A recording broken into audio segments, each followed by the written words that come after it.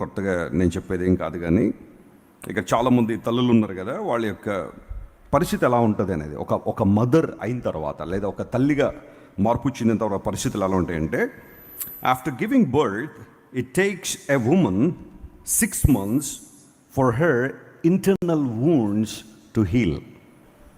ఆ శరీరంలో అయ్యే గాయాలు, ఒకవేళ ఫ్రీ డెలివరీ అయినా లేకపోతే ఒకవేళ సి సెక్షన్ అయినా కానీ ఆ శరీరం మీద పడిన గాయాలు తగ్గడానికి 6 నెలల సమయం పడుతుందట. ఈ 6 months కూడా ఆ పెయిన్ ఎక్కడో చోట ఆమె భరిస్తూనే ఉంటుంది. ఒక మదర్ అయిన తర్వాత, ఒక సేఫ్ డెలివరీ కావచ్చు లేదా ఒక సి సెక్షన్ జరిగిన తర్వాత 6 months ఆ వూండ్స్ వారు భరించాల్సి వస్తుందట.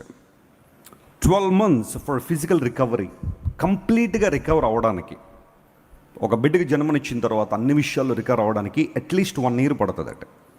ఈ 1 year ఎంత క్రూషియల్ అంటే, కొంతమంది బిడ్డలకు జన్మనిచ్చిన తర్వాత ఒక డిప్రెషన్లోకి వెళ్ళిపోతారు. అది కొంతమంది అనుభవించి ఉంటారు. ఏదో తెలియని ఒక నిస్సత్తువ, ఏదో తెలియని ఒక అసహ్యం, యావగింపు.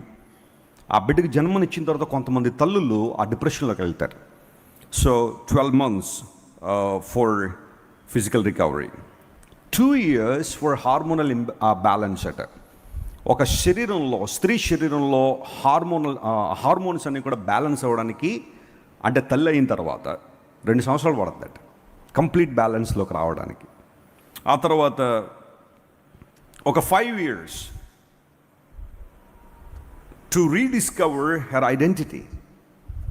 అన్ని విషయాల్లో స్పష్టంగా కోలుకుని మరలా సమాజంలో, కుటుంబంలో ఒక అత్యుత్తమైన వ్యక్తిగా తను నిలుపుకోవడానికట ఒక 5 years స్ట్రగుల్ ఉంటుందంట ఒక బిడ్డకి జన్మనిచ్చిన తర్వాత. Imagine the pain of a mother. ఆ స్ట్రగుల్ని కొన్నిసార్లు మనం ఊహించాలి. కొన్నిసార్లు కొంతమంది భర్తలు ఉంటారు, ప్రతి చిన్నదానికి భార్యను నిష్ఠూర పెడుతూ ఉంటారు. నువ్వేం చేశావు, ఏం చేశావు? ఉదయం లేచిన రాత్రి పడుకునేదాకా అన్ని పనులు ఆమె చూడాలి ఇంట్లో. ఈయన బయటికి వెళ్ళి వస్తాడు, ఏదో చిన్న పని చేసి వస్తాడు, జాబ్ చేసి వచ్చిన తర్వాత ఇంటికి రాగానే అడిగే ప్రశ్న, నువ్వేం చేశావు? స్త్రీలు కొన్నిసార్లు ఒక మెంటల్ అబ్యూజ్కి గురవుతుంటారు. అతి తీవ్రంగా కొంతమంది భర్తలు ఆధిపత్యాన్ని చలాయించి నిరాశ పెడుతూ ఉంటారు, జీవితం మీద యావగింపు తీసుకొస్తుంటారు. ఒక ఒక ఒక స్త్రీగా కుటుంబంలో కొనసాగడం, సమాజంలో కొనసాగడం, లేదా ఒక సంఘంలో కొనసాగడం అనేది కొన్నిసార్లు చాలా ఛాలెంజింగే. ఎందుకంటే స్త్రీలు చాలా సున్నితమైన మనసు కలిగి ఉంటారు. ప్రతి చిన్న విషయానికి కూడా అతి తీవ్రంగా కృంగిపోయే స్త్రీలు కొంతమంది ఉంటారు.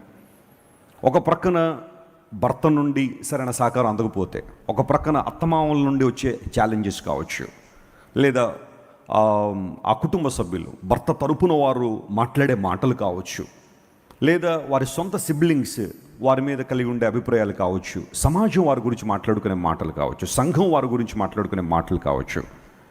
ప్రతి ఒక్కరూ కొంతమంది విమర్శన మనసుతో ఉంటారు, విమర్శన ధోరణి వారిలో ఉంటుంది. ప్రతి చిన్నదాన్ని టార్గెట్ చేస్తూ స్త్రీలను ఇబ్బంది పెట్టేవాళ్ళు కొంతమంది ఉంటారు.